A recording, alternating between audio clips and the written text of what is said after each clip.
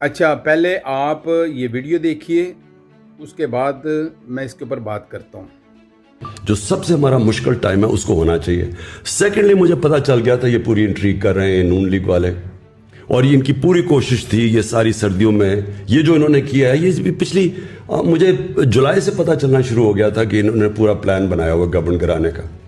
तो मैं नहीं चाहता था कि हमारा जो इंटेलिजेंस चीफ चेंज हो जब तक ये सर्दियां न निकले। मैंने तो अपनी कैबिनेट में, मैं तो ये ओपनली कहा था, ये छुपी बात नहीं है, मैं ओपनली कह रहा था कि जब मुश्किल वक्त है तो आप अपना मेन जो आपका इंटेलिजेंस चीफ है उसको चेंज नहीं करते, क्योंकि उसी वो आइज और ईयर्स है गवर्नमेंट की। तो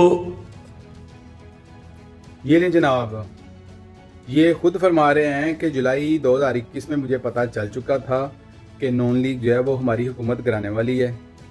और एक बात याद करवा दूं, ये जो साइफर आया था ये 7 मार्च 2022 को आया था। बाकी फैसला आपके हवाले।